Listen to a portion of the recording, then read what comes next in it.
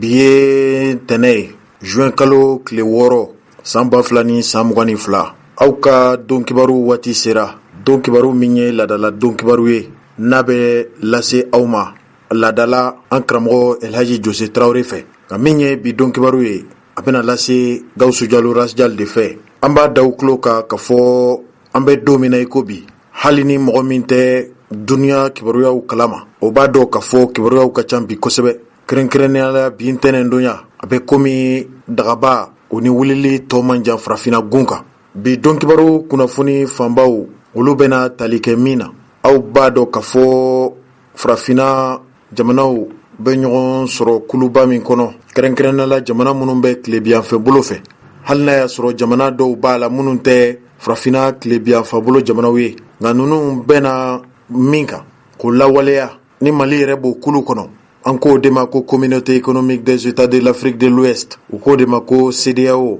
O CEDEAO in a tun ye barosigi min kuma fɔ. O barosigi in kɛra ka bɛn sibiri tɛmɛnen ma juin kalo tile 4. Farafina jamana ka dɔgɔ, hali Mali kɔnɔ maliden ka dɔgɔ min ma nin lajɛ in jaabi ma kɔnɔ. O lajɛ min kɛra jaabi minnu bɔra la fo ka se Mali yɛrɛ bɛ gɛrɛntɛ min kɔnɔ, an k'o de ma ko embargo, ka Mali jamana bali a ka se ka bɔ ka taa ka jagofɛnw feere ni jamana ninnu kɔnɔ. O min kɛlen bɛ kɔlɔlɔ ye bi malidenw ma, hali n'a tun jira la ka fɔ ni sigi min kɛra ko ni gɛlɛya ninnu bɛna wuli sibiri tɛmɛnen, nka jaabi min bɔra la aw ka to do kibaru lamɛnli la, aw bɛna bɔ kunpanna bi inshallah. Min bɛ tali kɛ Imam Mahmud Diko la, aw caman b'a dɔn ka fɔ ni dɔgɔ furancɛ laban ninnu kɔnɔ a kunkan ko kibaruya cayara kosɛbɛ Mali kɔnɔ ani Mali kɔkan. Nin bɛɛ bɛ tali kɛ, a tun ye tali min kɛ Bamako yɛrɛ, a ɲɔgɔn kunbɛ lajɛ min kɛra u k'o de ma ko Forum de Bamako. A ye kuma min fɔ ye o kɛra sabu ye dɔw y'a faamu ka fɔ kibaruya in bɛ bɛn. Kabini nin kuma de fɔra, maliden caman olu kɔni ye kumaw caya. A kɛra bɔlɔlɔsiraw kan o, a kɛra jabaranisow la, hali arajosow, a kuma cayara kosɛbɛ. Nin bɛɛ de kɔfɛ kunungo karidonya juin kalo tile 5 Imam Mahmud Diko yɛrɛ a lafasa kulu min bɛ jamana in kɔnɔ n'u k'a ma ko coordination des mouvements et associations et sympathisants l'Imam Mahmud Diko, CEMAS, olu jabala la Maɲanbugu. U ye kunnafoni di kɛ jamanadenw ma ka kɛɲɛ ni jamana bɛ lahala min na. Hali Imam Mahmud Diko yɛrɛ an bɛ don min na i ko bi, hakilina minnu b'a la, miiriya minnu b'a la, taabolo minnu b'a la, tabiya minnu b'a la ka ɲɛsin jamana jɔli ma, o dantigɛliw kɛra kunungo. Aw bɛna bɔ bɛɛ lajɛlen kalama bi do kibaru kɛnɛ kan. An balimaw, a dogolen t'aw la ka fɔ n'i y'a ye Ibrahim Boubacar Keita ka fanga paron na, malidenw de bɔra ka fara ɲɔgɔn kan ka kɛ kulu kelen ye. O wulikajɔ kulu in o de ye mouvement du 5 juin. O mouvement du 5 juin dama surunyala u ko ma ko M5 RFP. Ma caman bɛ nin ko in joona. Olu fana tun ye jama fara ɲɔgɔn kan ba kɛ. Jamana yɛrɛ a kɛlen bɛ ka kɛnɛ min labɛn ɲɔgɔn kunbɛw kama. Ni ko bɛ cɛkɔrɔba ni musokɔrɔbaw ɲininka, olu b'a fɔ ko palais de congrès, nka anw denmisɛnw anw b'a fɔ de ko centre international de conférence de Bamako. O jama lajɛ yɔrɔ min bɛ Bamako yan, dɔgɔtɔrɔ Choguel Kogala Mayiga min ye jamana marabolo ɲɛmɔgɔba ye, ale ye nin ko in sɛnsɛn ka se maa caman ma. N'a ma ɲɛ ka fɔ M5 RFP u ye sigili min kɛ ka laɲiniw kɛ malidenw fɛ, wulikajɔ ka boloda ka se ka fanga min bɛ tali kɛ Elhaji Ibrahim Boubacar Keita ka fanga la, k'o fanga bɔjɔ. O baara min kɛra n'o san 2 tun ye kunun ye, o ɲɛnajɛw kɛnɛ kan anw ka ciden kɛrɛnkɛrɛnnenw tun bɛ yen. U ye seereyaw sɔrɔ. O seereya ninnu an bɛ n'o lasaw ma bi don kibaru kɛnɛ kan. An balimaw, jamana yɛrɛ minisiri min tun bɛ fanga tɛmɛnen ninnu na, n'a ka baara tun ye jamanadenw yɛrɛw ka lakana, o bɛ se ka sabati cogo min na ka don ba la. An k'o de ma ko Général Salif Traoré, jamanadenw ka lakana, hali Mali yɛrɛ a jamanadenw ka taa ni ka segin kɔlɔsili, o ɲɛmɔgɔya tun bɛ maa min bolo waati jan kɔnɔ, waati min na Elhaji Ibrahim Boubacar Keita bɛ jamana ɲɛmɔgɔya la. O de ye Général Salif Traoré. A jirala k'a fɔ Général Salif Traoré n'a fɔtogo ɲɛna dɔw y'a jira k'a fɔ Salif Traoré n'i b'a ka jala fɔ k'a bɛ fɔ de ko général de division Salif Traoré. Kibaruyaw bina Mali kɔnɔ o Salif Traoré min tun ye jamana in minisiri min ka baara ɲɛsilen don malidenw ni tangali ani malidenw ka hakɛw lafasali o ma ko bi ntɛnɛndonya yɛrɛ min bɛna juin kalo tile 6 ma waati min na aw bɛ ka do kibaru lamɛn cɛkɔrɔba ni musokɔrɔbaw ko a welela jo sariya matarafaba min bɛ sigida 3nan na o fɛ ko a kana ɲɛfɔli kɛ o ɲɛfɔli a bɛ tali kɛ mun de la ko n'a y'a sɔrɔ wele kun bɛ Salif Traoré la ko a bɛ tali kɛ sɛgɛsɛgɛli baara minnu kunkan ko kibaruya tun fɔra jamana marabolo ɲɛmɔgɔw fɛ waati min na malidenw tun bɔra ka taa jamana foroba kɛnɛw minɛ o dɔ ye jamana yɛrɛ foroba kunnafoni caribondaso min bɛ n'an ko a ma ko ORTM ka tali kɛ wasadenw tun bɛ yɔrɔ min na Bagadaji Assemblée nationale fo ka se jamana marabolo yɛrɛ a ɲɛmɔgɔba o ka ca yɔrɔ ma primature o min tun fɔra ko malidenw ka taa nin yɔrɔ ninnu minɛ n'o bɔli o de kɔfɛ u y'a jira k'a fɔ olu tɛ jamanakuntigi Elhaji Ibrahim Boubacar Keita dɔn bilen Mali jamana ɲɛmɔgɔ ye o de kɔfɛ ko mankanba de kɛra Bamakɔ yan fo ka kɛ jamanaden dɔw ni bɔnɛra o min kɛra maa dɔw fali ye o sɛgɛsɛgɛli bolo de ma général de division Salif Traoré welela sɛgɛsɛgɛli bon fɔlɔ min bɛ sigida 3nan Kobe kɔnɔna na ye ale de ye nin weleka in da nin weleli min kɛlen filɛ nin min bɛ tali kɛ général Salif Traoré weleli la don kibaru tigilamaw olu ye ɲɛfɔli k'a la an bɛ n'o lasaw ma inshallah. An balimaw kunnafonidilaw ka ɲɛmɔgɔba n'o ye Banjugu Dante ye a fana tun ye wele bila kunnafoni caribondaso ɲɛmɔgɔw ma o fana kɛra dɔgɔfurancɛ tɛmɛnen kibaruya min tun fɔra jamana marabolo ɲɛmɔgɔba fɛ dɔgɔtɔrɔ Choguel Kokala Mayiga k'a jira k'a fɔ jamana kan ka nafolo min di kunnafonidilaw ma san o san n'an ko a ma ko aide à la presse n'o bɛ taa jɔ sefa wari $600,000 na kunkanfɛn na ko a jirala k'a fɔ o nafolo ninnu kumaniyara kunnafonidilaw ma kunnafonidila dɔw yɛrɛw fɛ Banjugu Dante ye ɲɛfɔli kɛ ɲɛfɔli min kɛra la aw ka to do kibaru lamɛnli la aw bɛna Banjugu Dante a ka kɔrɔfɔw mɛn bi a bɛna to maa caman bɛna dɔn ko min bɛ sen na dɔgɔtɔrɔ Choguel Kokala Mayiga ale min ye jamana marabolo ɲɛmɔgɔba ye ani kunnafonidilaw ka ɲɛmɔgɔw cɛ bi aw bɛna bɔ kunpan na.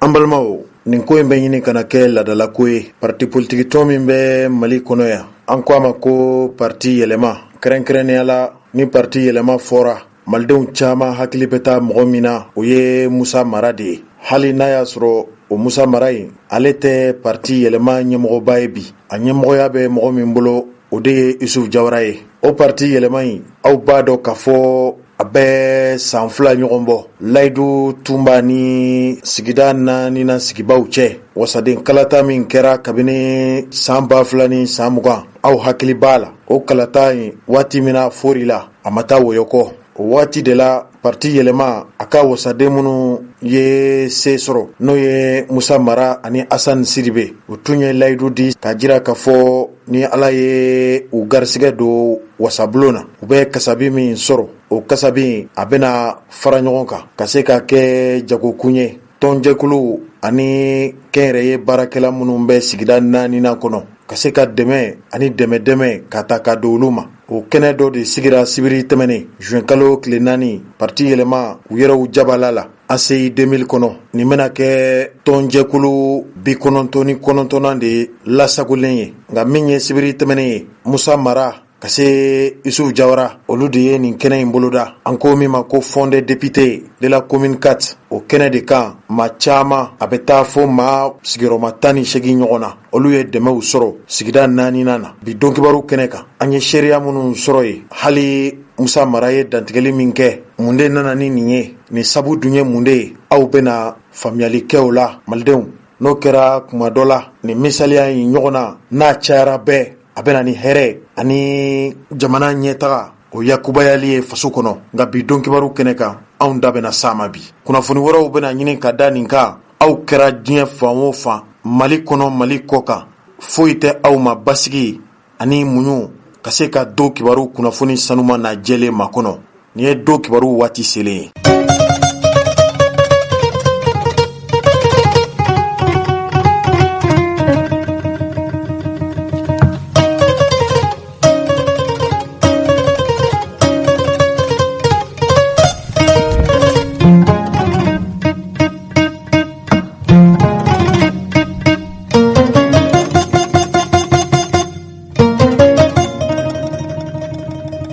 An balimaw, an bɛ bi don kibaru daminɛ ni kibaruya min ye lamɛrikɛnw ka jamana kan kunnafoni carinbondaso min bɛ n'an ko a ma ko VOA Afrique, nka nin kibaruya carinbondaso in bɛ tali kɛ farafina kunkanko kibaruyaw de kunkan hali anw ka jamana kɔnɔ. Olu y'a jira k'a fɔ Mali kɔnɔ k'a bɛ dɔgɔkun 2 bɔ bi. Maa marifatigiw banbaganciw ko ninnu kɛlen bɛ ka dugu 2 ɲɔgɔn ka olu ni ɲɔgɔn cɛ guloma min bɛ n'u bɛ ɲɔgɔn sɔrɔ u fɛ k'u y'o siraw tigɛ. Wa hali min ye bolimafɛn min bɛ maaw doni ka bɔ dugumisɛnw kɔnɔ ka taa dugubaw kɔnɔ k'olu fana balilen bɛ ka tɛmɛ. Nin kɛra dugu min na o de ye Nokara ani Douanzan, o min bɛ Mali cɛmancɛ yan fan fɛ. Ko hali bolimafɛn wɛrɛw min ye kɛnɛrɛ ye bolimafɛnw ye n'u bɛ maaw doni, o fana ni dugubaw doni bolifɛnw tɛ kelen ye. Ko ninnu bɛɛ lajɛlen de kɔla sagolen don bi ka da nin banbanci walew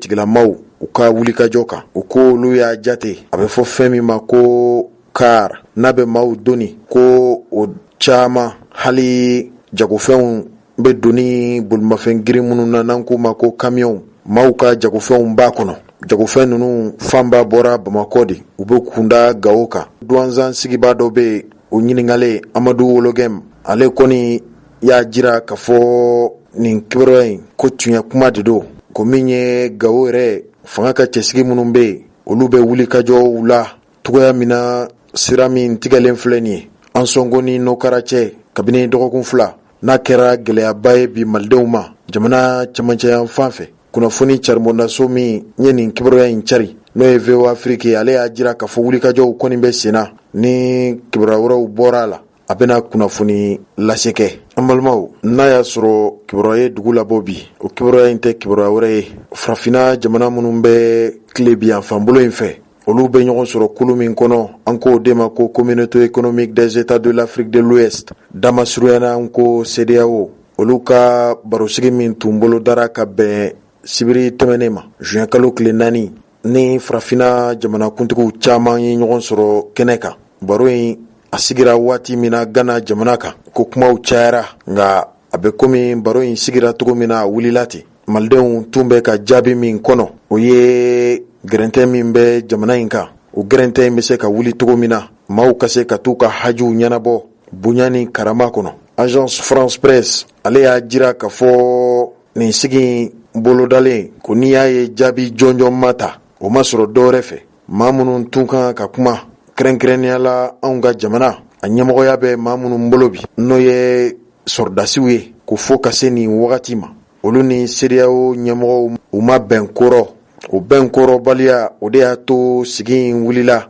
k'a bila kalo nata tile 3 la. U ko Mali dɔrɔn tɛ, Burkina Faso ani Laginɛ fana ninnu bɛɛ lajɛlen kunkanko kibaruya de tun kan ka fɔ, nka a bɛ komi jamanakuntigi ninnu minnu bɛ CEDEAO ka barow sigi ninnu ma bɛn ko la. O bɛn ko la baliya o de y'a to sigi in bilala waati wɛrɛ la. Agence France Presse y'a jira k'a fɔ ni maaw hakili b'a la CEDEAO ka barosigi min kɛra kabini janvier kalo tile 9 tɛmɛnen ninnu ye ɲangi giriman de ta ka Mali sɛgɛrɛ. O dɔ bɛ tali kɛ jamana yɛrɛ a karangafɛdaw suwali la. Jamana o jamana bɛ n'o bɛ farafina tilebiyanfɛn bolo fɛ n'o ni Mali bɛ dancɛ bɔ ko nin jamana ninnu bɛɛ ye ɲangini wale ta ka ɲɛsin anw ka jamana ma. Ko nin bɛɛ bɔra ŋaniya la, ŋaniya min tun taara sɔrɔdasiw fɛ ka jira k'a fɔ olu bɛ san 5 de kɛ jamana mara la. Nin kibaruya in fɔlen a na kɛ nin de ma bɛ farafina tilebiyanfan jamana ɲɛmɔgɔw ma ko hali jamanaw bɛ nin na minnu tɛ farafina tilebiyanfan jamanaw ye.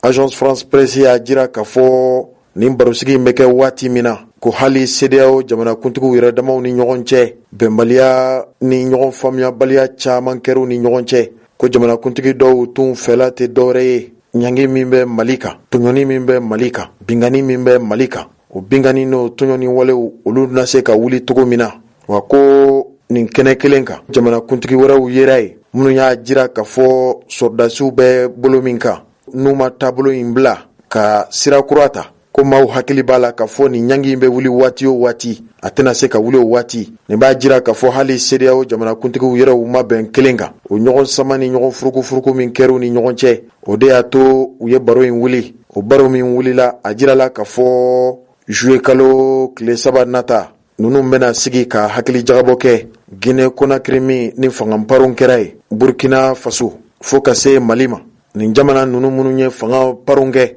ko CEDEAO jamanakuntigiw u bɛna ɲɔgɔn ye n'u ye ɲɔgɔn ye juillet kalo tile 3 nata o ɲɔgɔn ye mana bange min na duniya ani farafina jamanaw olu bɛna bɔ nin ko ninnu dɔw joona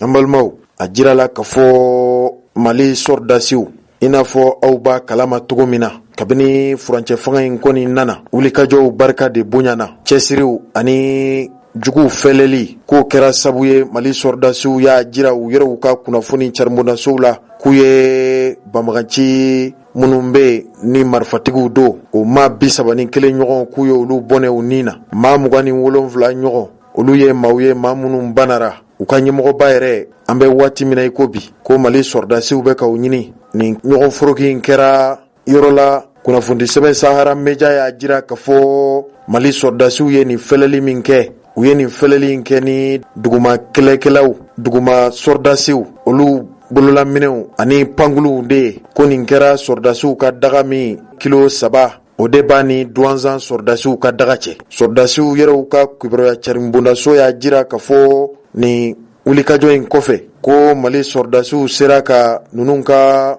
bolimafɛn 2 kɔni jeni u y'a jira fana k'u ye moto min jeni k'a bɛ taa jɔ moto 20 ɲɔgɔn na wa k'u bɛ maaw hakili jigin k'a bɛ waati kunkurunin bɔ ninnu fana tun ye maa dɔw wuli banbagaci dɔw wuli minnu kɛra sabu ye ka Mali sɔrdasiw dɔw bɔnɛw nin na o mankan min kɛra k'u fana ye maa 9 ɲɔgɔn fa Mali sɔrdasiw la ani bolimafɛn 1 ɲɔgɔn u y'o jeni ko nin kɛra janfawale dɔ de senfɛ n'an ko a ma ko embuscade o min kɛra Gosi ni Gao ni ɲɔgɔn cɛ aw hakili b'a la o mɔnɛ min tun bɛ Mali sɔrdasiw la Sahara Media y'a jira k'a fɔ a bɛ komi Mali sɔrdasiw nana o mɔnɛ a n'o dimi de bɔ olu fana ye maa 31 ɲɔgɔn fa ni maajugu ninnu na ani maa 27 ɲɔgɔn banara nin kɛra jihadi walew kɔfɛ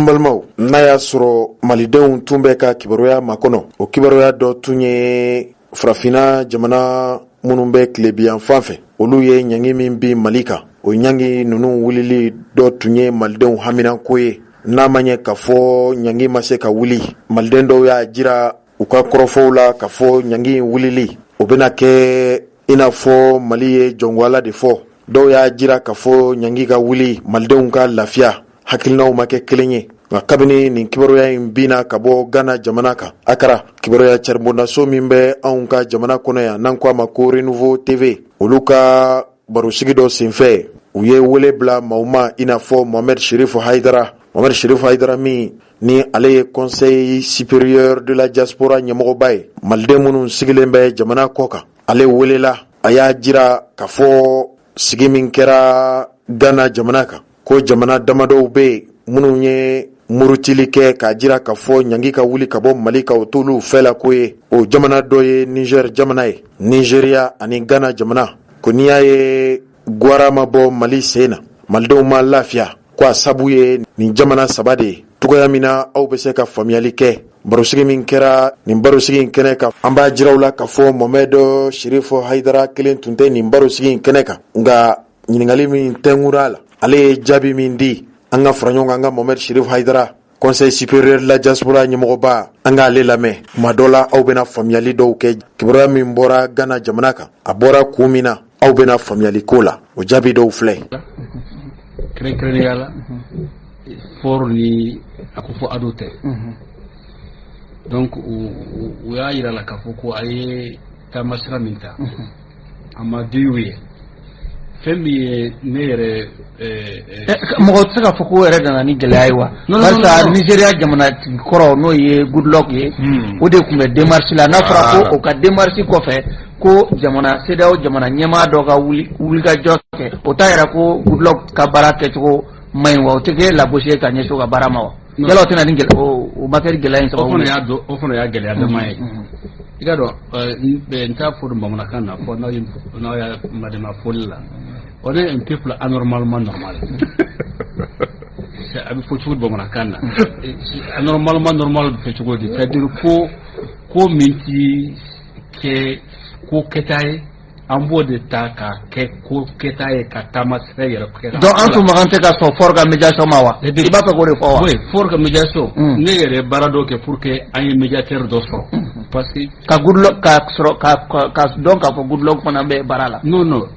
médiateur tɛ fort ti médiateur ye facilitateur donc ni ko gɛlɛnna ka se yɔrɔ dɔ la fo mɔgɔ wɛrɛ de ka sɔrɔ min bɛ facilitation kɛ fort ka baara kɛra o de ye min y'an dabali ban Buhari tun fɔ n'a ma kosɛbɛ mais américains ni an ka faransiw de donna a ko la Buhari changera complètement Ghana président ale kɔnɔ position ma an b'a dɔn ale ka somila taga man ca kosɛbɛ mais a nana nin zen ka fɔ a la oui k'a fɔ ko ale ni Niger président ko an tɛ se ka u ye fɛn min laɲini kabini ɲankili o kɛra ko an ma taamaseere yira on n'a pas montré des actes de bonne volonté quoi pour faciliter c'est-à-dire fɛn min ɲinina sisan n'o kɛra i b'a fɔ ko fort a y'a laɲini cogoya min na c'est comme si on récompensait la résistance de gouvernement malien kalo 16 an ko k'a daminɛ juin n'a daminɛ juin tɛ kɛ kalo 19 ya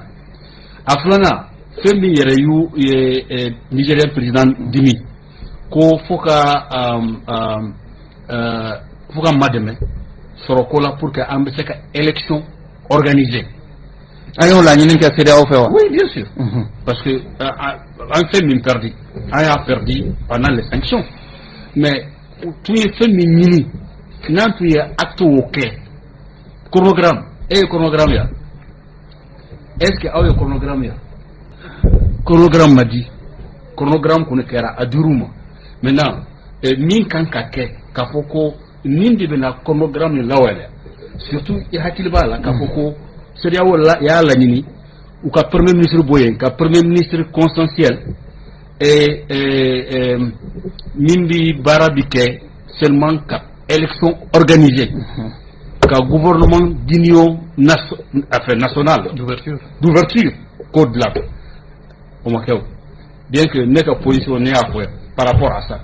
maintenant n'o kɛra k'a fɔ ko bi an b'a fɛ donc e bolo décision min taara mɔgɔw tun bɛ se ni jateminɛ ninnu bɛɛ jateminɛ maa tun bɛ se k'i sigi n'a ye o la sa kɛ oui an tun kan ka sigi n'a ye parce que an ma foyi kɛ min b'a to ɲangini bɛ wuli e yɛrɛ y'a le gouvernement mina min kɛ a ko fo a don dimina an kɔrɔ parce que an ye ambassadeur gɛn Ghana ambassadeur ya non le représentant ok a bɔra ambassadeur gɛnna a bɔra donc o b'a sukunda mais il s'est surpassé et a ko bon bɛɛ n'a ta fo ka ko ta a ba la pour que an ka bon ni gɛlɛya nin kɔnɔ Niger t'a dun Niger ta sa position ale fana ça fait partie de ce comme tout là ale dimi kun bɛ se ka kɛ mun ye ale dimi kun c'est le seul pays dans la sous-région à part le Sénégal où on a eu un passage de pouvoir comme c'est tout dit alternance démocratique tu vas voir en yemin do yang ATP ni passage de témoin quoi passage de témoin donc avec un principe de famille coup d'état para ke yoro haramuno pour le haramuno ale fana ye akapwa bla la kosobe bi kafuko antiseka militaire nous récompenser nta récompenser donc pour bon kana Laja ni kira a bɛ kɛ prime au coup d'état ye donc Laja Barça o ye coup d'état maintenant pour le choix de préférence ko dama dɔ fana bi au Keraka Boari ani dolu fana funu ambio o négociation na ama banfolo anga mo tararis kata accord signé amko ma accord ya folo mais ay féminin protocole d'accord qu'on signera donc et bi ankera un centre de géostratégique clé de pays Mali ko kuna issue kana don yoro soro farafina ka don Mali d'Afrique. Donc, l'Américain sera qu'à code de quai, qu'à boire, qu'à position changée. Donc, jusque la semaine passée. Sommet on a franco-français de CDAO à position changée. Cette fois-ci, Américain de France TC. Non. Malden Dobien, c'est un des conseillers de Boari. Il fait un peu de quai. Et Boari, son a un bon madame. Boari, qui a changé. Raison que le ministre là, ça ne peut être que ça. Donc, bi, premier ministre ko, ngoke a foto amin. Oh, Mali se ga munke, yani les 3 jours que, voilà ça que jamana ça va, kula son entama. Le CEDEAO a l'habitude de choisir le premier ministre. Abe hakiliba la ka bubu se ka ifisa. Ngo CEDEAO de bubu se recommandé ka ko premier ministre yala.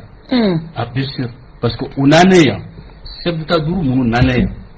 On reçoit hôtel Radisson, n'est à fouille,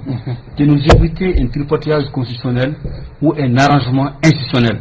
Qu'à Premier ministre Boué, qu'a dit M5 mois, qu'à Assemblée si, qu'à Cour constitutionnelle remembrée, qu'on a un ok. D'accord. Donc, dit, ou opposition clé là pratiquement, qu'on faut qu'à Premier ministre de Boué. Qu'à Premier ministre consensuel. Au décret ça fait partie. Aïwa. À Kolomayoro, à Gelea Flana, où il y a un blanc de Gouna. Anga soro doyara à cause de l'embargo. Aïwa. Ko ama chronogramme dit. Ni chronogramme dira pour élection que. Élection be ken milliards yirkade 65 à 70 milliards. Owari bina bomi mali fana yinigeli ke ka foko OK amena chronogramme bi est-ce que aba madame anaka partenaire pour que anga bori foro pour que élection que donc alors ojabe masaka ke mais mina les problèmes fana euro là ah mais clara comment c'est important oui. Parce que pour Bazoum et d'autres ni wari dirama ka élection que c'est comme si ils ont donné un prime au coup de ça. Aïwa. Voilà. Maïga, oui. Quel maçon parce que loi de financier Mamboulou depuis 2021. Kalatawa Wari Moussaka Bolemega Blakono. Nina Tafne Latoun Kalaka Moussaka Bolemega Blakono. Katlaka 15 milliards de plus pour Afraka. Oui, Mali budget national. Mali c'est la possible. Comment galérer au fond aux ressources mobilisation là. C'est-à-dire aux ressources mobilisation, c'est qui me gâte à courir parce que ni recette ou binani, embargo fait me bonne collectif budgétaire réveillé. Mais collectif me kega beni peut-être maman nganga dossier ante kono lubi du gouvernement nganga falo lubi. Ambalmao, nembe de temenen kofe. Namanye kafo malden koni tumbe ka femi bisigia o maseka ke. O bisigia fenye munye. O tunye gerente mimbe malika o wulili de. Namanye kafo CEDEAO jamana nyemoko koni ya kanu barain akanyongri kabla kalo nata kile sabala an yɛrɛ u ka jamana marabaw olu tun ye sɛbɛn gafe bila ka taa kɛnɛ kan sɛbɛn gafe in kɔnɔ malidenw bɛ ɲiningali la n'a y'a sɔrɔ o sɛbɛn gafe kɔnɔna kibaruya de ma kɛ sababu ye ka CEDEAO a ɲɛmɔgɔw ni Mali marabaw cɛfɔni kan bɛ min tun kan ka k'u ni ɲɔgɔn cɛ k'o gɛlɛya. Mali minisiri min ka baara ɲɛsilen don Mali ni jamana wɛrɛw kɔɲɛ ɲɛnabɔli ma n'o ye Abdoulaye Diop ye ale bɔra ka dantigɛli kɛ jamana foroba kunnafoni bona a ye ɲɛfɔli kɛ mun de kɛra sabu ye ka to Mali ni CEDEAO cɛfɔni kanbɛn o ma se ka sabati u ni ɲɔgɔn cɛ hali n'a y'a sɔrɔ Fransikaw ka kunnafoni diso min bɛ n'o ye Radio France Internationale ale ka lasigiden min bɛ Mali kɔnɔ Serge Daniel y'a jira kunungo k'a bɛ komi Mali ni farafina tilebiyanfan jamanaw ka tɔnba Communauté économique des États de l'Afrique de l'Ouest ko ni ala ye juillet kalo tile 3 jira k'a bɛ komi ninnu cɛla tɛna gɛlɛya ka se waati tɛmɛnen ninnu ma o ye Serge Daniel ka kuma ye nka mana tigɛ da o da la ni min bɔra a la aw bɛna o lamɛn bɛnkuma dɔnkibaru kan nka min ye Abdoulaye Diop ye ale fana ye dantigɛli kɛ yala mun de kɛra mun de fɔra mun de yɛrɛ kɛra sababu ye ni ɲangi ma wuli Abdoulaye Diop ye min fɔ an ka fara ɲɔgɔn kan an k'o lamɛn do kibaru kɛnɛ kan. Sommet ni kuma caman kun bɛ u ka ɲɔgɔnyew camancɛ la kɛrɛnkɛrɛnya na min ye Mali ta ye an ɲininkara k'a fɔ an ka kunnafoniw di Mali sécurité gɛlɛya minnu b'a kan ani gɛlɛya bɛ mɔgɔ minnu kan kɛlɛw bɛ kɛ yɔrɔ min n'a bɛ fɔ ko situation humanitaire dumuni tɛ mɔgɔ minnu bolo minnu taɲana u ka sow ni fɛnw na k'o kow ɲɛfɔ gɛlɛya min bɛ mɔgɔw kan et puis k'a fɔ fana situation économique n'o ye warisɔrɔ siraw gɛlɛya min b'o kan donc kunnafoni fɛn o fɛn b'a la an y'o bɛɛ walanwalan k'o d'u ma i y'a dɔn an b'o discuter la mais o so an ye UEMOA sommet ni an participera min na ale yɛrɛ nana CEDEAO sommet de kɔfɛ CEDEAO jamana ɲɛmɔgɔw ka ɲɔgɔn ɲɛ na Mali tun b'o fana camancɛ la nka tiɲɛ na anw yɛrɛ ma an ministre minnu taara anw ma participer o la mais Mali kuma tun b'o camancɛ la Mali kuma nalen CEDEAO médiateur n'o ye Nigeria jamana ɲɛmɔgɔ kɔrɔ ye n'o ye Goodluck Jonathan ye ale de fɔlɔ ye kuma ta o la a kelen ka kuma ta a y'a ka rapport kɛ o rapport nin kun bɛ sinsinnen fɛn minnu kan o ye ani Mali jamana ɲɛmaaw ye sigi ka fɔ kɛ an bɛnna min kan o sigi ka fɔ ani an bɛnna min kan o ye de anw y'an kan di k'a fɔ Mali transition an kun ye wagati jan b'a fɔ mais an ye sigi ka fɔ ka bɛn kɛ k'a fɔ anw kɔni bolo a fitinin o bɛ kɛ san 2 jate san 2 nin kɔnɔ baara minnu kan ka boloda an b'olu boloda lakanani sira fɛ ani kalafili labɛnni sira fɛ pour que san 2 o bɛ ban yɔrɔ min o k'a sɔrɔ an ka jamana ye jamana ɲɛma sugandi kalafili la pour que k'a fɔ ko ka démocratie lasegin jamana kɔnɔ donc ale ye o sɛbɛn yira an bɛ barika da o la parce que a ye sɛbɛn min yira malidenw ka haminakow b'a kɔnɔ parce que an y'a yira k'a fɔ fo wagati ka d'an ma wagati min b'an dɛmɛ min b'a to an bɛ ka lakanani sabati jamana kɔnɔ ka se ka baaraw fana boloda ka kalafili ni o bɛ labɛn cogo min a ye rapport min présenté mɔgɔw sɔnna a fɔra ko jamana ɲɛma ninnu u mago bɛ détail dɔw la kunnafoni wɛrɛw an kan ka minnu di n'olu kun t'olu bolo pour que ka se ka sanction ninnu wuli immédiatement o ye kunnafoni ninnu ye sigiyɔrɔma 2 ye a sigiyɔrɔma fɔlɔ o ye chronogramme ye sisan nɔ an bɛ sɛbɛn de yira min b'a yira k'a fɔ san 2 in kɔnɔ an bɛ ko minnu boloda k'olu bɛɛ walanwalan fo ka san 2 in ban pour que olu ka se ka faamuyali sɔrɔ a la an ka se ka bɛn sɔrɔ a la n'a bɛ fɔ o ma ko chronogramme détaillé o b'a yira k'a fɔ élection organe min bɛ sigi o bɛ kɛ wagati jumɛn a bɛ kɛ cogo di constitution yɛlɛmani o bɛ kɛ wagati jumɛn baara jumɛn bɛ boloda pour que k'o kɛ élection minnu bɛ na a kɛra communal ye a kɛra régional ye a kɛra député sigi ani président sigi olu bɛɛ détail bɛ min kɔnɔ n'a bɛ fɔ chronogramme détaillé k'u bɛ na Mali Mali ɲɛmɔgɔw médiateur bɛ segin ka na pour que k'o information ɲininkali kɛ mais o bɛɛ bɛ yen déjà o tɛ problème ye kunnafoni filanan min ɲininkara o ye k'a fɔ u bɛ fɛ fana an ka sigi k'a fɔ kɛ ka bɛn a la k'a fɔ ko ka jɛkulu sigi jɛkulu n'a bɛ fɔ o ma ko mécanisme de suivi min b'a to olu ni anw ka baara kɛ ɲɔgɔn fɛ k'a fɔ ko chronogramme min n'an bɛnna kan a bɛ bɔ a sira fɛ cogo di an bɛ se ka sigi kalo o kalo ka ɲɔgɔn ɲɛ k'a ko la k'a lajɛ an bɛ yɔrɔ jumɛn an sera ka mun boloda gɛlɛya jumɛnw bɔra a la ressources ni moyens jumɛnw kan ka ɲini ka na pour que o ko ka taa pour que a ko ni gɛlɛya bɔra a la a kana bali mɔgɔ si la o fana kana kɛ raison ye k'a fɔ k'an bɛ kɛlɛ parce que n'anw ko k'an ye nin kɛ dɔw b'a fɔ k'aw ma nin kɛ aw tɛna bɛn a la alors que n'an ye jɛkulu kelen sigi an bɛɛ bɛ baara kɛ min kɔnɔ kunnafoni fɛn o fɛn bɛ na a bɛ na an bɛɛ b'a tila an bɛɛ ɲɛ b'a la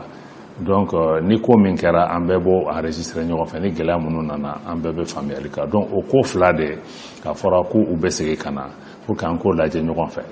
n'an y'o lajɛ ɲɔgɔn fɛ u ye décision de ta k'a fɔ ko sommet min bɛ na sigi sisan nɔ juillet kalo tile 3 o sommet kɔnɔ o kunnafoni bɛɛ kan ka yira pour que sanction bɛɛ ka wuli anw kɔni ka jate la baara kan ka se ka kɛ sisan de pour que o ko ka kɛ a kɛcogo la an bɛ sigilen k'u kɔnɔ n'u nana an k'o ɲɛfɔli ka médiateur Goodluck Jonathan ka barika da ye fɔlɔ a ye cɛsiri min kɛ nin ko la ani a ye hakili ɲuman min ta ka sɛbɛn ninnu dilan ale kɔfɛ fana an bɛ fɛ ka barikada Togo président ma n'o ye Faure Gnassingbé parce que an kun ye baara bila fana ma k'a fɔ ko médiateur ye baara min kɛ a kaɲi mais ale fana ka a kan fara a kan k'a ka wuli ka jɔ kɛ jamana ɲɛmɔgɔ wɛrɛw kɛrɛfɛ a fana y'o kɛ cɛsiri la ani gundo kɔnɔ nka wula a ye cɛsiri k'a kɔ la olu bɛɛ lajɛlen de y'an lase nin ko ma bi hali n'a y'a sɔrɔ an bɛ min nɔfɛ o ye ka sanction wuli o ma se ka kɛ bi mais baaraw bɛ sen na halisa an bɛ fɛ ka barika da u fila ye an yɛrɛ ka jamanadenw fan fɛ an bɛ min ɲini halisa o ye k'a fɔ ka barika da bɛɛ lajɛlen ye k'a fɔ an b'a dɔn gɛlɛya bɛ jamana kɔnɔ n y'a dɔn nin ye a kalo 5 jate sanction bɛ mɔgɔw kan gouvernement bɛ cɛsiri ni baara fɛn bɛɛ la pour que nin fɛn nin ka se ka wuli ka fo sira la an b'a ɲini mɔgɔw fɛ halisa an ka muɲu dɔɔni min kɛra o ka ca ka tɛmɛ min tora kan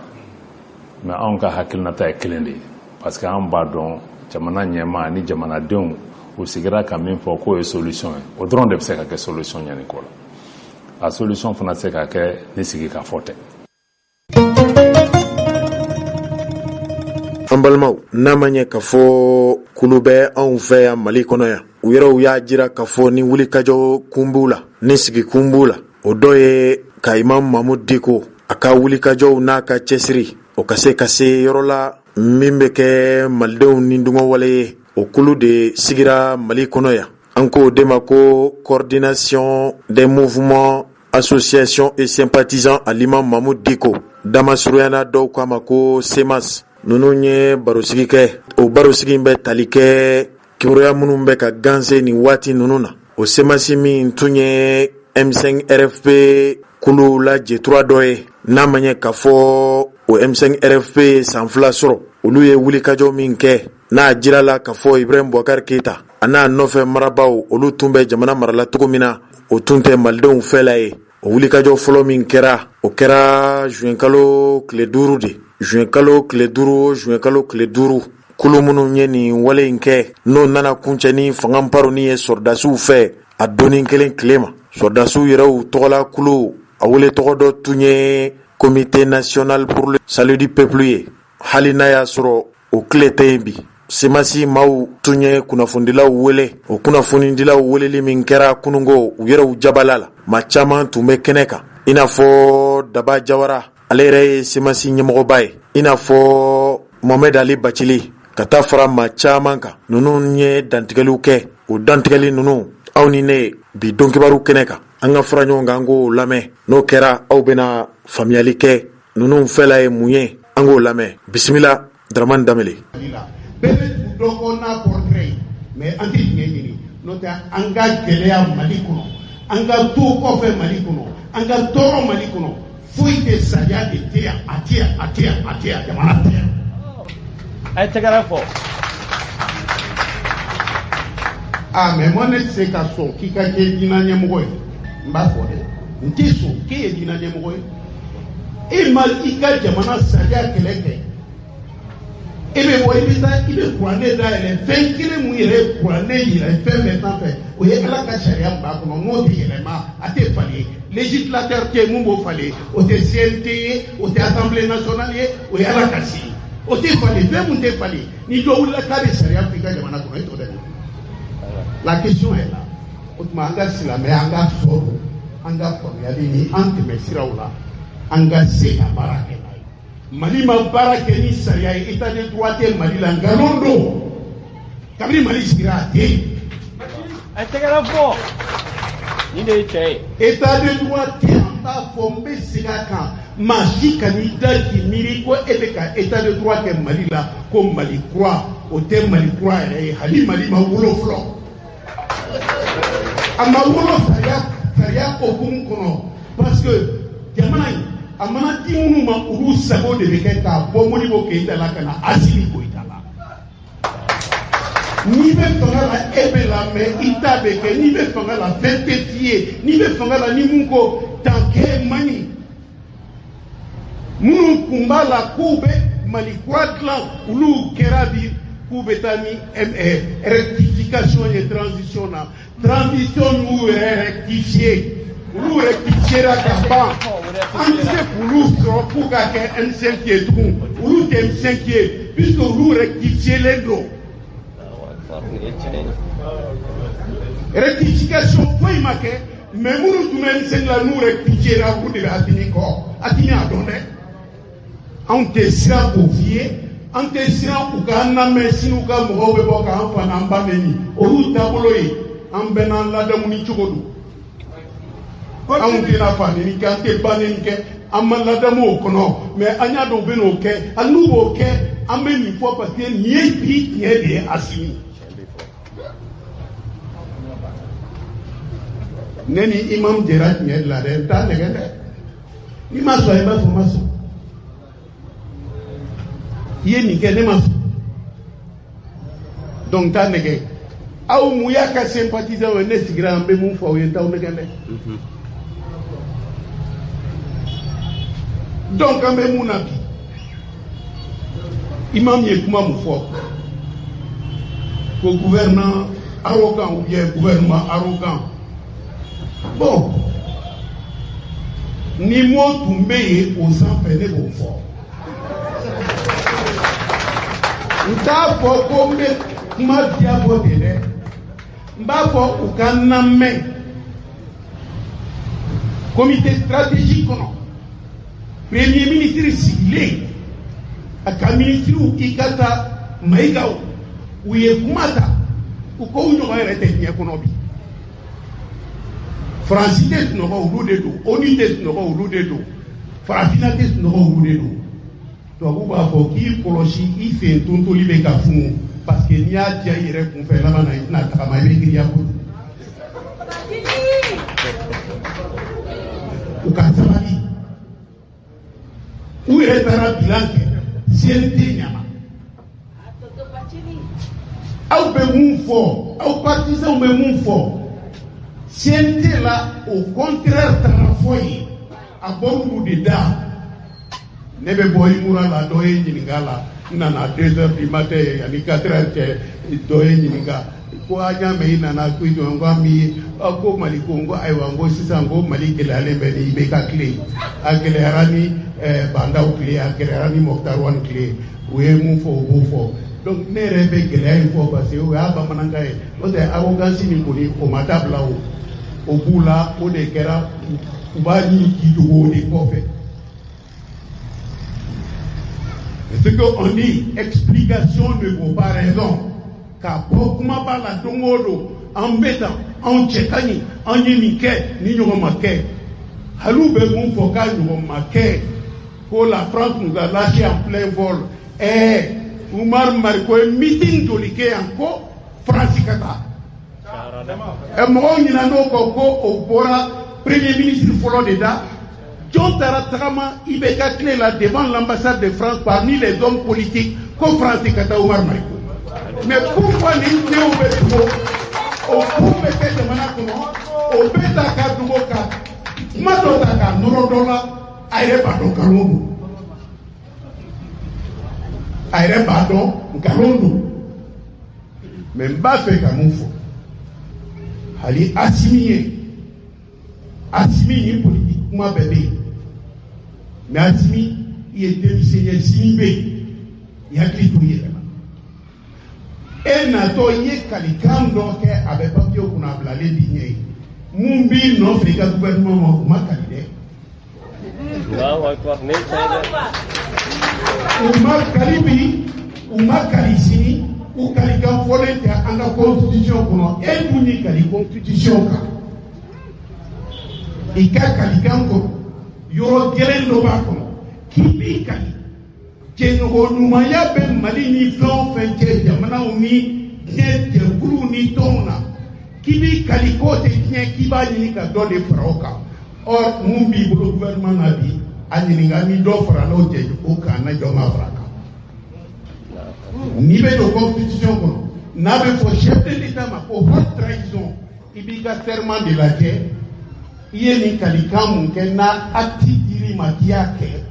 Est-ce qu'il y a un dafa? Ni ma dafa, yo ni ma dafa avec ma pour haute trahison. Autrement, et puis comment ici les mecs pour moi. Mumbe kuma la ika gouvernement na luma kalidenga est-ce que ubeka ani jamana to ani nyeton to ubeko on la beni wa beka nyeli o asimi ko mbison ni yɔrɔ la sariya kɔnɔ ni yɔrɔ in a ka timi ni sɛworo ye i hakili to a la i hakili to a la i kana sɔn maaw ka i sama ka taa yɔrɔ la i yɛrɛ ma se yɔrɔ min u k'i ɲagamini ka don fɛn dɔ kɔnɔ i ma don yɔrɔ min i kelen de kalila Mali kɔnɔ mɔgɔ mɔgɔ b'i nɔfɛ bi u si ma ka di i nɔfɛ i kelen de y'i bolo wuli k'i ka di i y'i bolo wuli k'i ka di jamana sariya soba de kan i n'o de bɛ ɲɔgɔn na i ni mɔgɔ tɛ ɲɔgɔn na i hakili to a la.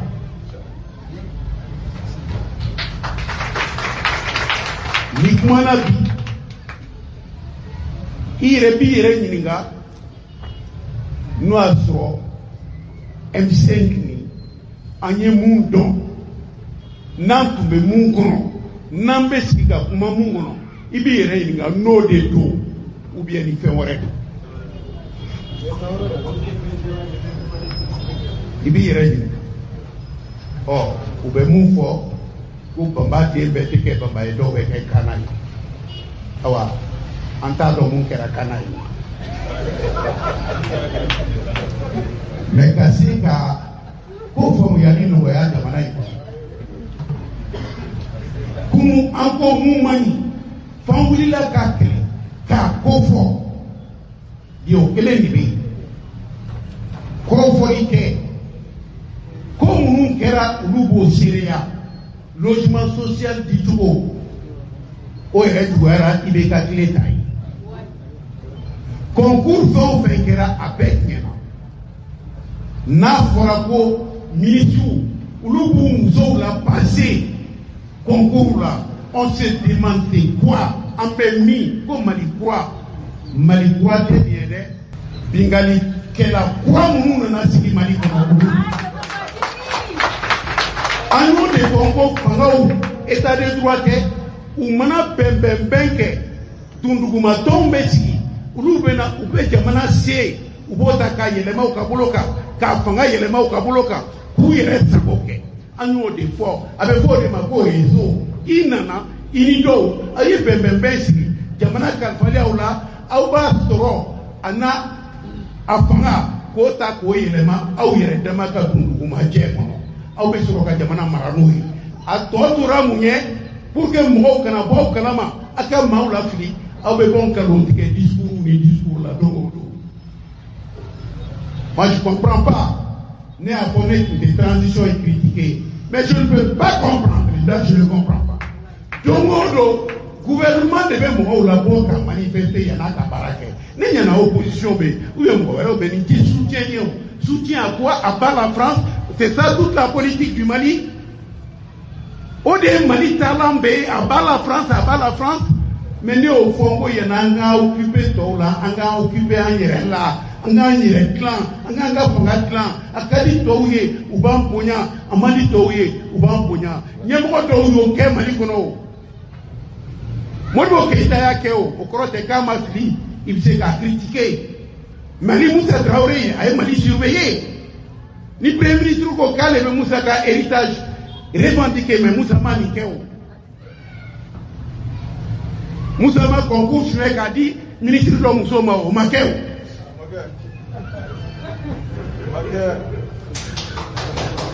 donc moun debe antesiran fiston antesiran sini ambe moun fort armée te Assimi Taye, Malik Diaw tate, Ismaïl Wage tate, Modibo Kone tate, Sadio Kamara tate. Où donna armée in kono de Ouasoy, Mali tado c'est pour le peuple du Mali. Alors, on est peuple avec moi quoi. Oh, ni souwere mbanchela, ni mokofala were mbeno ma aka soufa flo. Oh, kila bepi jambe na kuma. En mounou ya choué, ani moko fala moumbe ou fana kila be ou ben enfaka. Parce que de toute façon, ni fera il y a solution. Nous sera qu'à 22 millions de francs. Bana, nous on fera qu'à d'Euromi. Ambo to fana badje. Moi je crois que fera des solutions. Magique na sira, magique na brabra. Ambora tromi. Ulu nana kabokati. an y'u remercier don min u ye jama mun ye olu m'o jama labɔ anw de kun y'o labɔ o jama de ye fanga d'u ma o jama ka fanga di ko maa kana bɔ ka kuma o jama ɲɛmɔgɔw tɛ kuma Mamudi ko tɛ kuma Bajili tɛ kuma Cheikh Umar tɛ kuma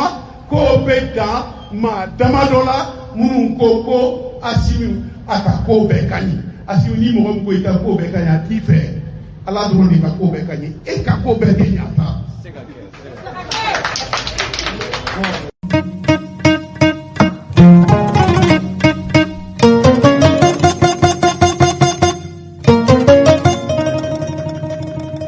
An balimaw an y'a jiraw la kabini don kibaru bɛ daminɛ waati min na min bɛ tali kɛ Musa Mara la. Musa Mara ye mɔgɔ ye Mali kɔnɔ yan i bɛ se k'a fɔ i m'a ye nka i m'a tɔgɔ mɛn a ka dɔgɔ maliden na maliden min tɛ Musa Mara dɔn o Musa Mara in a yɛrɛ lakodɔnnen don ni parti politique tɔn min ye n'o ɲɛmɔgɔba o ye Isuf Jawara de ye olu tun ye layidu min di sigida 4nan sigibaw ma waati min na u tun y'a laɲini k'u kanbɔ wasabulon nɔfɛ o tun tɛ dɔwɛrɛ ye u y'a jira k'a fɔ nafolo min bɛ sɔrɔ u fɛ wasabulon kɔnɔ o nafolo ninnu bɛna di sigida 4nan tɔnjɛkulu ni bololabaarakɛlaw ani maa minnu bɛ yen n'u bɛ magoyaw ɲinina a bɛna bila o maa ninnu ka bolo kan kabini nin kibaruya in fɔra don min na fo ka se bi ma Musa Mara n'a nɔfɛmaw u ye nin dɛmɛwale in lawaleya kunnafoni sɛbɛnw y'a jira k'a fɔ nin baara in daminɛra a bɛ san 2 ɲɔgɔn bɔ ko nafolo min don n'a la a bɛ taa fo sefa wari miliyɔn 50 n'a kunkanfɛn na tɔnjɛkulu minnu ye nin dɛmɛ in sɔrɔ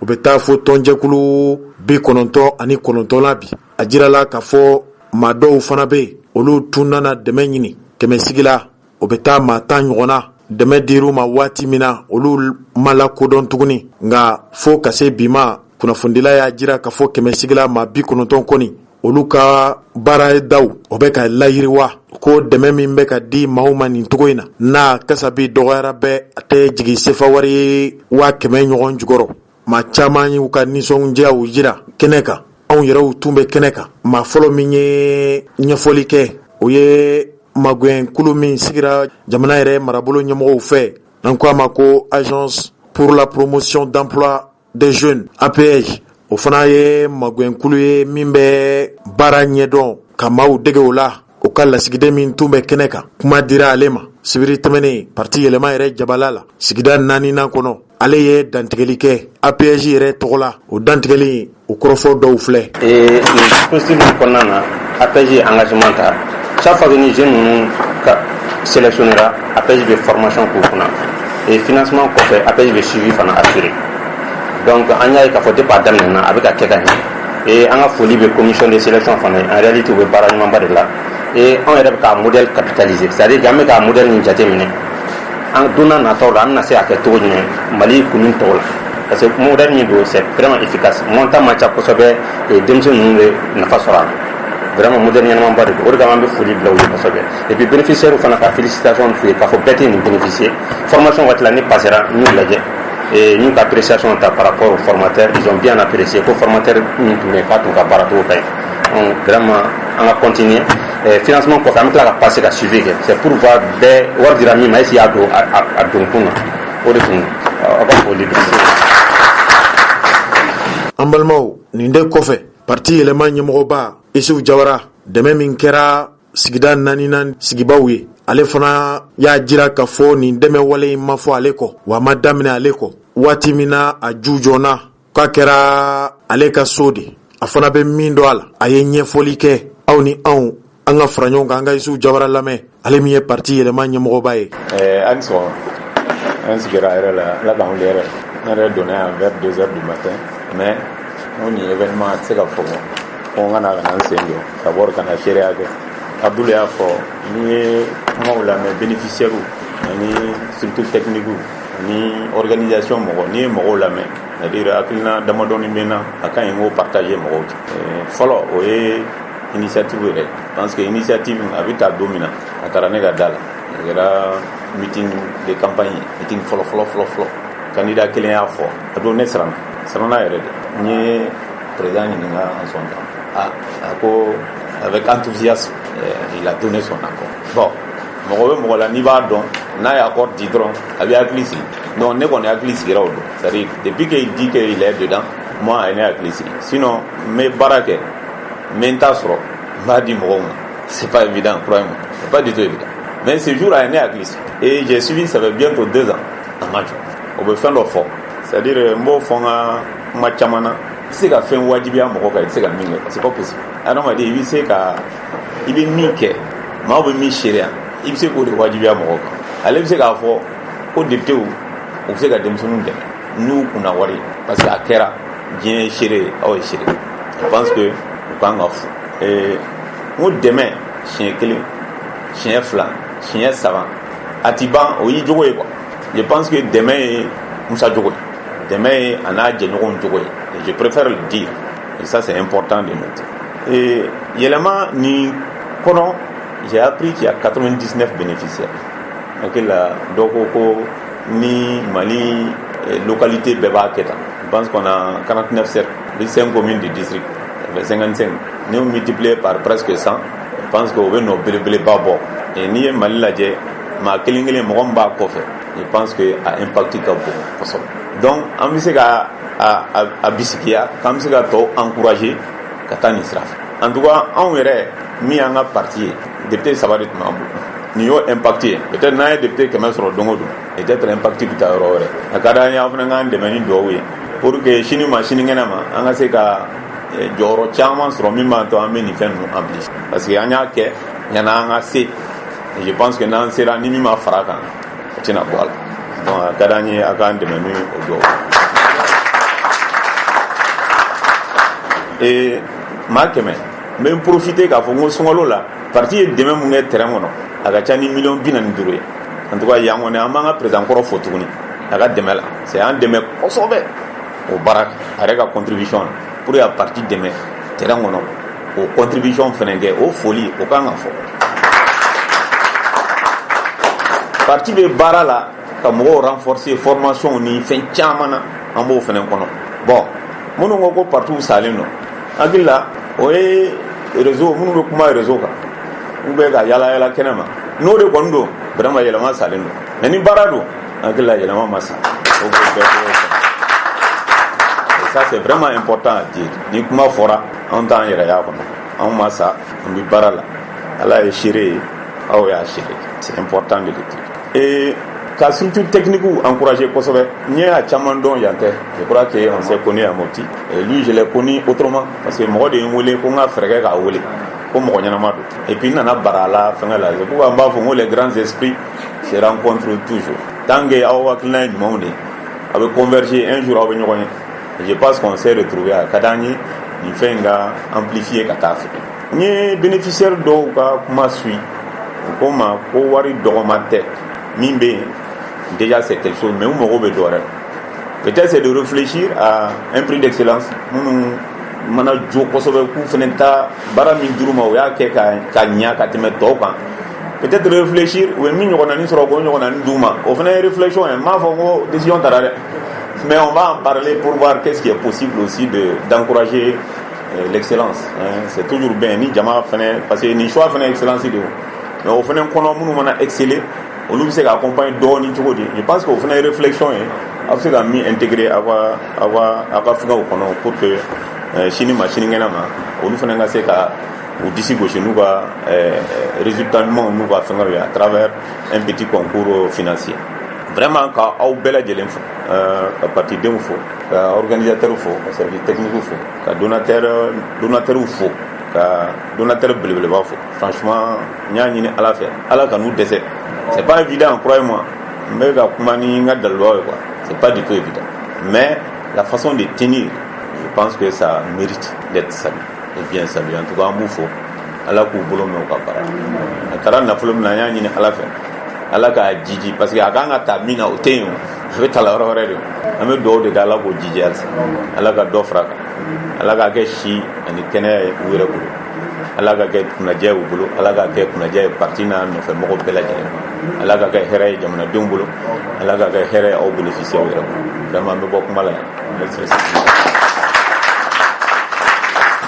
Ambalmaw ninde kofe wasade munu nya jira ka fo olu ka nafolo na douala kabini nin baara in daminɛra aw b'a dɔn k'a fɔ wasabulon min tun donna furukufuruku cayalen kɔfɛ dɔw y'a jira k'a fɔ jamana yɛrɛ ka jo sariya bon min n'o ka baara ye ka sariya bonw kɔlɔsi kɛrɛnkɛrɛnnenya la an ka sariya sunba n'o ɲɛmɔgɔba tun bɛ Manasa Daɲogo bolo aw hakili b'a la waati min na Ibrahim Boubacar Keita ka fanga bɛ nparon o fanga nparontɔ Ibrahim Boubacar Keita ala ma hinɛla la ale y'a jira k'a fɔ wasabulon kɔni tira o wasabulon in tilen wasaden minnu tun taara danaya kɔfɛ hali n'a y'a sɔrɔ dɔw tun ma suganti togo ɲuman na sigida 4 na o wasadenw sugantilen o dɔ kɛra Musa Mara ye a y'a jira k'a fɔ a bɛ nafolo min bila kalo o kalo o bɛ bɛn sefa wari ye 1,500,000 ni 500,000 ɲɔgɔn ma fo ka se bi ma o baara in bɛ senna yala a man kan aw ni ne an ka Musa Mara yɛrɛ lamɛn wa mun de y'a to nin baara in bolodara ka ɲɛfɔli k'an ye aw ka se ka faamuyali k'a la anw ka ɲininkali sera a ma radio Bɛnkuma tɔgɔ la a ye ɲɛfɔli kɛ o ɲɛfɔli in filɛ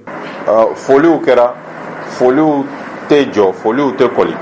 maa fɛn fɛn sen bɛ an ka nin baara in na presque san 2 a bɛɛ ni foli ka kan ka daminɛ an ka parti baarakɛbaw parti ɲɛmaaba yɛrɛ bɛ kɛnɛ kan et on espère que nin tɛna kɛ laban ye hali n'ale tɛ Bamako tuma kelen-kelen minnu na ni cérémonie y'a sɔrɔ Bamako a kana kɛnɛ in kan o fana ka ɲi an b'ale fo a ka présence la an bɛ APJ fo ani APJ ka jɛ vraiment dɔ de bɛ ka fara kan fɛn tɛ ka bɔ a la danaya bɛ ka sabati minnu bɛ nin baara kɛ don o don dɔrɔmɛ kelen tɛ d'u ma n'o ye comité de gestion ye k'olu fana bɛɛ fo olu de bɛ maaw sugandi olu de bɛ taa maaw ka lahalaw lajɛ terrain kan minnu ye cérémonie organisée olu fana fo aw journalistes n'aw kunnafonidilaw aw minnu bɛ yan tuma bɛɛ ɲɛ bɛ dɔw la salle kɔnɔ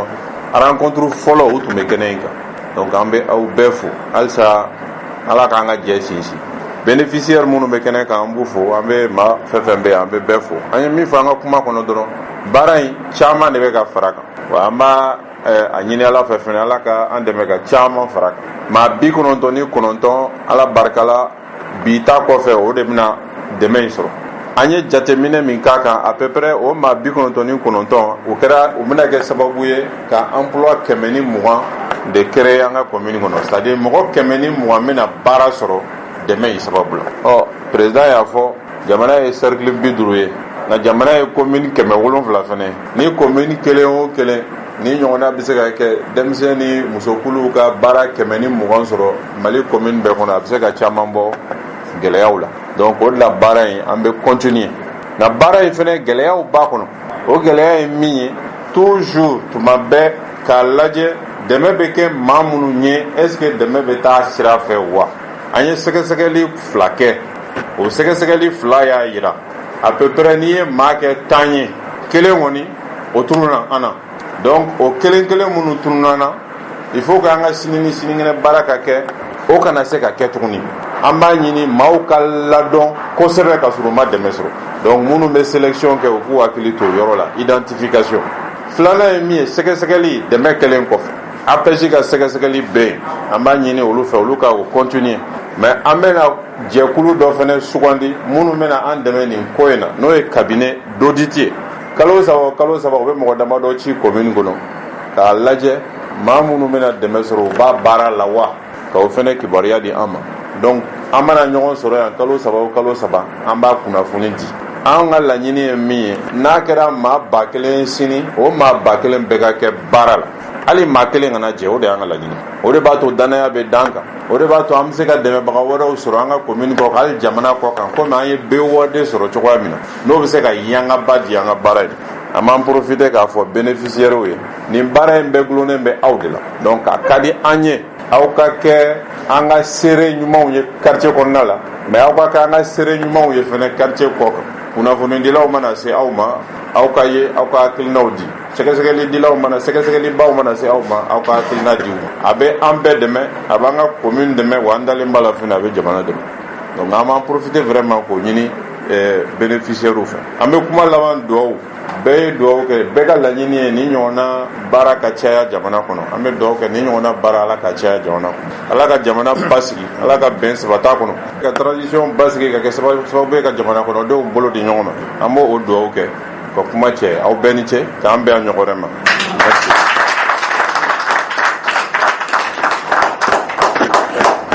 an balimaw nin tun ye Musa Mara ye. Musa Mara tɛmɛnen kɔfɛ an nana ɲiningali ka tɛngu maa la minnu yɛrɛw ye dɛmɛw sɔrɔ olu yɛrɛw ye dantigɛli kɛ o dantigɛli kibaruya dɔw filɛ. Mais amdalai vraiment nin ko ya diyara n ye kojugu a diyara an bɛɛ ye depuis an information daminɛ fo kana se bi la nisɔndiya dan bɛɛ vraiment u ye wari min d'an ma an ka baara kɛ n'a ye ala de b'u sara u y'a bɔ wari min na ala ka caman bila a nɔ la a wari ala ka k'anw yɛrɛ nafalan ye yan'a ka se wari ma ninnu ye ko caman kɛ u ye caniveau sen anw ye san mana na an ka yɔrɔ tun tɛ se ka lajɛ amdalai an y'a f'u ye don min Asa ni Musa Mara ye u ye caniveau sen fɔlɔ caniveau sennen sisan samiya mana don ji bɛ don caniveau in de la ka taga pɔn kɔnɔ o bɔlen u tilala ka lampadaire an ye lampadaire ko f'u ɲɛna ko dibi b'an ka carré kɔnɔ Alassane ni Musa ye lampadaire fɛnɛ sigi an ka carré kɔnɔ lampadaire bɔla an ye ji ko f'u ɲɛna u ye forage sen an ka yɔrɔ fan bɛɛ la bon wari in ye kɔsana ko ye sinon u ye nin bɛɛ kɛ ka tɛmɛ ɔrɔ foli dan tɛ olu ka foli la o ala k'u ɲɔgɔnnaw caya Mali kɔnɔ Mali ala ka basigi ala ka an ye formation dɔ kɛ ne yɛrɛ bɛ bulanɛgɛw de dilan an ye formation kɛ et puis ne bɛ bulanɛgɛw de dilan artisan n bɛ bulanɛgɛw dilan kɔnɔ fɛn ninnu baya b'a la senna kɔnɔw b'a la bolola kɔnɔw b'a la segiw b'a la n b'a bɛɛ dilan bon mɔgɔw yɛrɛ bɛ ne bolo minnu bɛ ne dɛmɛ a baara la bon nin wari in dilen sisan nɔ a bɛna n permettre n ka kiosque dilan gitɔrɔnda la pour que jama kan ko dɔn kosɛbɛ n bɛ mɔgɔ wɛrɛw ta k'u bila n kɛrɛfɛ ninnu bɛ jɛ ka baara kɛ wari nafaba de b'a la n ka kumakuncɛ ye ka foli di Alassane Sidibé ni Musa Mara ma u ye nin kɛwale mun ta ne ka an sɛgɛrɛ vraiment ala k'u ɲɔgɔnnaw caya ala ka k'u ye si ni kɛnɛya ye ka k'u ye labanko ɲumanya ye ala ka Mali ta fanga d'u ma ala ka sankɔrɔta d'u ma an y'a ɲini ala fɛ ne tɔgɔ Asanatu Karambi alhamdulillah.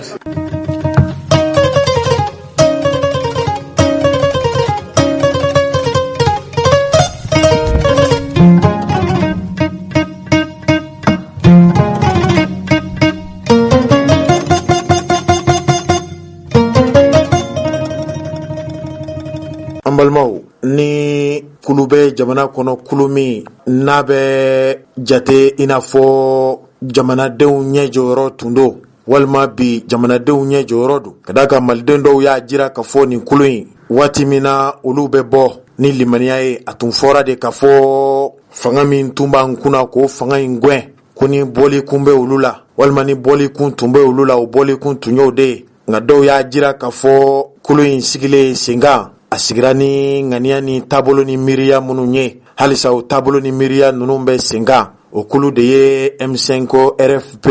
kabini bɔli min kɛra juin kalo tile 5 san 2020 o san 2 ɲɛnajɛ baaraw de tun bɛ senna kunungo jamana yɛrɛ ka ɲɔgɔn kunbɛ bon min bɛ Bamako yan n'an ko a ma ko Centre International de Conférence de Bamako o tun ye jamanadenw wele jamanadenw minnu limaniyalen don a la k'a fɔ M5 RFP de ye kulu ye kulu min n'o ye malidenw ni dɔngɔ kulu ye walima malidenw ka laɲini a sabatili kulu ye malidenw bɔra ka caya ka taa ni yɔrɔ kofɔlen in fa u ka san 2 ɲɛnajɛ baaraw senfɛ u yɛrɛw ye dantigɛli kɛ maaw kumana kɛnɛ kan i n'a fɔ dɔgɔtɔrɔ Choguel Kokala Mayiga fo ka se dantigɛlikɛla wɛrɛw ma nka bi don kibaru kɛnɛ kan anw bɛna lajɛ an ye seereya minnu sɔrɔ ka bɔ nin kɛnɛ kan kuma nana di dɔgɔtɔrɔ Choguel Kokala Mayiga n'ale yɛrɛ jamana marabolo ɲɛmɔgɔba ye ka tali kɛ M5 RFP a ka san 2 ɲɛnajɛ baaraw hukumu kɔnɔna na ale fana ye ɲɛfɔli kɛ o ɲɛfɔli ninnu bɛ tali kɛ mun de kan aw ni ne an ka fara ɲɔgɔn kan an k'a lamɛn dɔgɔtɔrɔ Choguel Kokala Mayiga. Maliendenw n bɛ kuma dama dama fɔ bamanankan na pour que k'a résumer n ko M5 militant minnu tora kɛlɛ in na an ka dugawu k'u ye an ka dugawu kɛ an ka victime bɛɛ crise in kɔnɔ finitigiw ani civil k'a fɔ M5 militant ni responsable minnu tɛ yan bi an kun bɛ ɲɔgɔn fɛ le 5 juin 2020 ni ma caman tɛ dɔw yɛrɛ banana dɔw yɛrɛ sara an kan ka ko bɛɛ kɛ M5 pour que Malien fara ɲɔgɔn kan parce que a ye kɛlɛ min daminɛ don min a y'a daminɛ union sacrée Cabinet rectification qui era le 24 mai 2021. Président de la transition, ne sigira ka ke prémis ça kuma folo min foni. On doit tout faire pour avoir l'union des Maliens. Au déaki, ni rencontre Tchamanké, ministre de rencontre Tchamanké. En se rendant dans la domina, président Yata, Aya Seboke. Bi Chariao Minum Tara gouvernement ou nana Conseil national de transition. Le président du Conseil national fana anana ka membre ou fana yuka bâton de prêt ou bébélé koulami. Au bébé kera pour qu'à la fin les deux organes qui font marcher la transition, bébé barake dans son domaine, pour qu'on laisse qu'à Djamana Lafia, qu'à Djamana Soumaï. Pour que Malion Dieu que c'est qu'à Bouddha Kelen fait, qu'à Bouddha Kelen fait. Parce que mon bon minimum pas avec un mari d'Afrique. Terroriste dronté.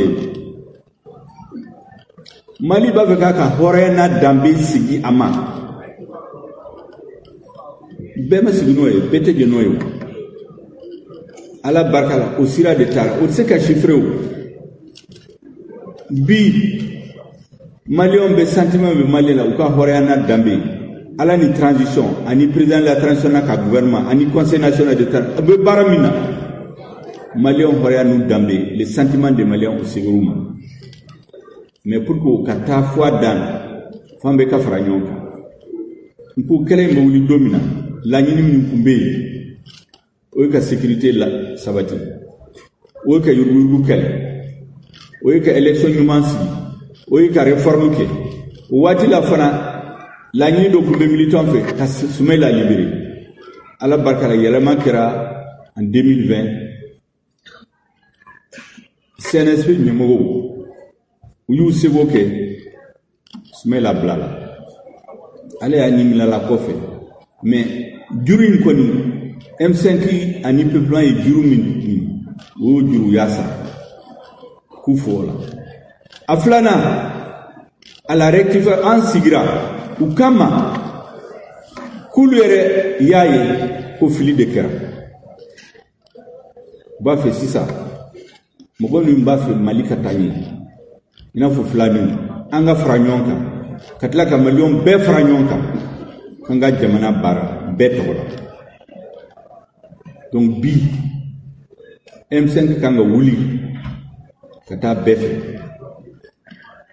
ma woma hali na kunte M5 la hali na bora M5 la hali na M5 contre la pour des raisons personnelles parce que fanabe politique là dobé ou te primisi congolo de fait c'est pas ça le problème mais ma woma nako qu'il est d'accord que quel est le nom du armement hali namba banga budget beta nago kale sona réforme politique et au kake président sababu réforme sera so mi ko ka sona organiser kasi pour que élection ka se gagner mangakana wuli élection kofi mawo manayo fo il fait partie aujourd'hui des forces du changement an tege dignoma Jamana là-bas, Jamana Boudien, parce que chaque État a son agenda. État ou agenda ba bolo, avec ce qu'on blagnona, kado hakilifé, kado ça, mais à là-bas, bébé ka intérêt, ka Jamana intérêt de défendre. Donc Malion d'homme kanga fragnon kabi, anga Mali intérêt de défendre. Donc Maouma, na koko l'agni ka sonoma aujourd'hui, il est parmi les forces du changement.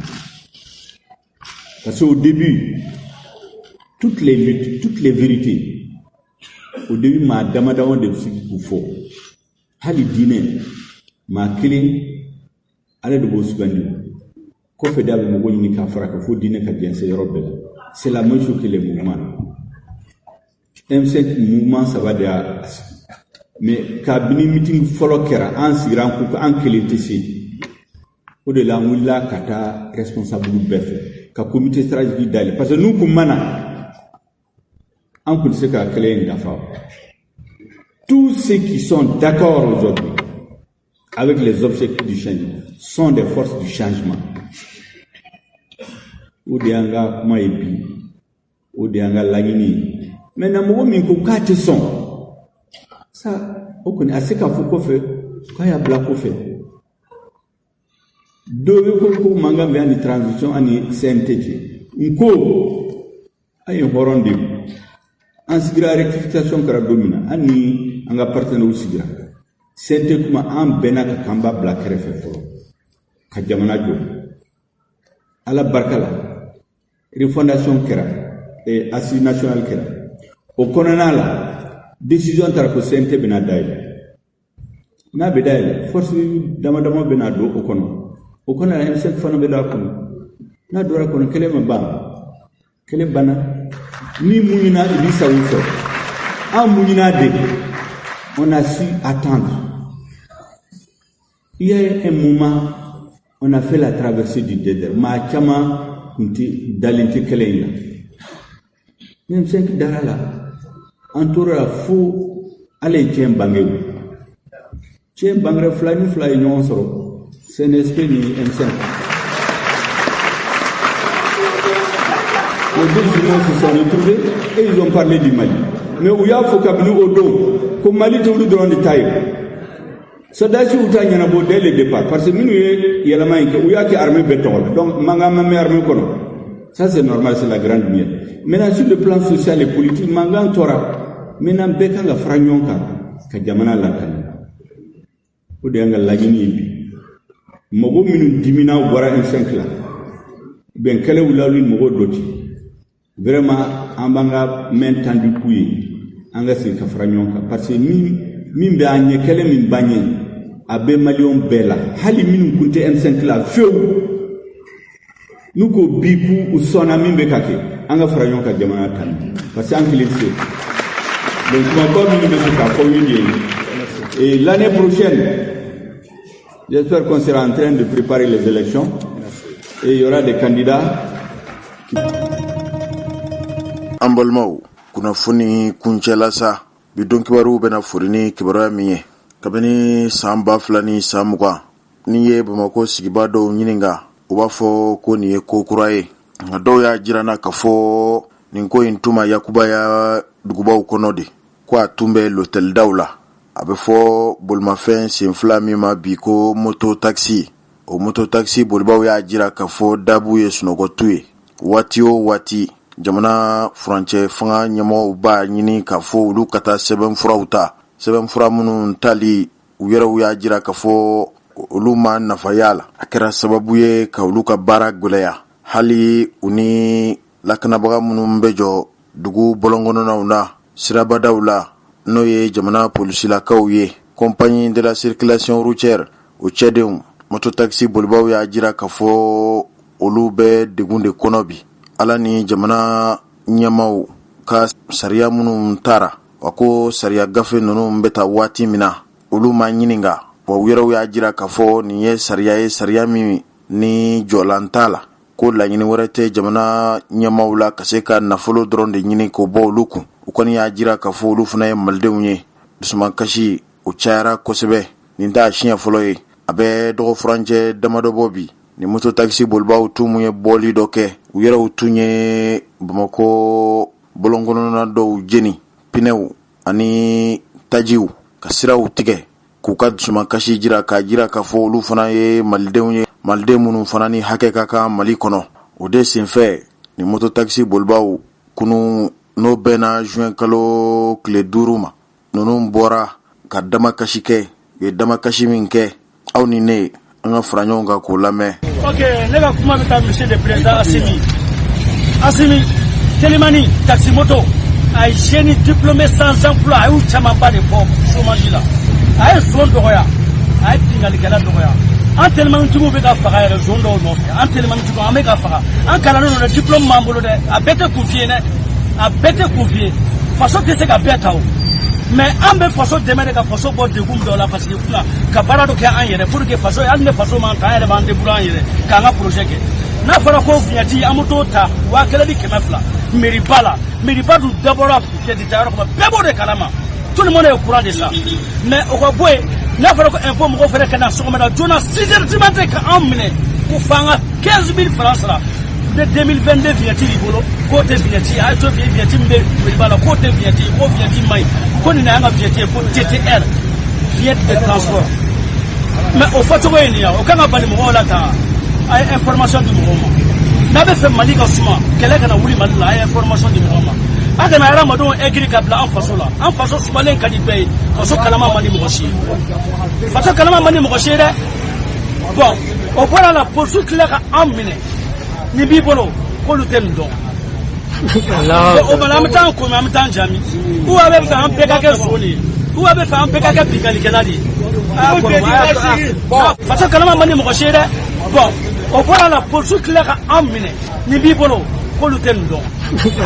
o bala mtan ko ma mtan jami ou ave fa an peka ke zoni ou ave fa an peka ke pikali keladi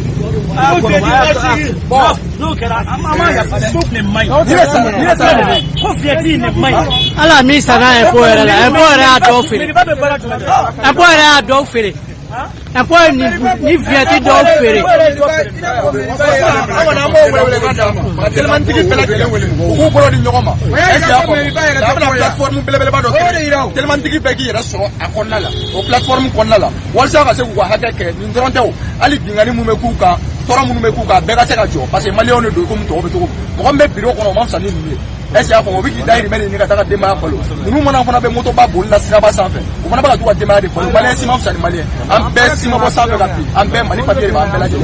ko mali autorité ko de do asinu mu be président la pi am sani ndu ma mo wi nyam ko do de adana do de ato ade na ma se ko dana da ba ni mu be kele nu ka jamana ka haga de tu ko sabali ko sira ala nye ku ka haga utuba amona mo wure wure dare la se jamana nyam ko mo ko famia assalamu alaikum ambalmo nimbe dansiri anga bidon kibarula menye Elaji Jose Traoré alebe tamala ni watila ambe do ke ala ka sigina nyumaye aw munu nye benkuma lamebaw ye kanu nyombe yoro mali kono mali koka fuli kerenkreni ala nga chokoroba ni musokorobaw amba jirawla ka fo bidon kibaru okoni kulun sira shana sini oye taratai nala yan shijo ko kono kibarawra munu be dugu kono ambuno ufara nyonka kanu daw kloka bitain la siraw ma balma ke gawsu jalo rasjal de fe amba fo alaka sini don kibaru jirana nyaunta kayen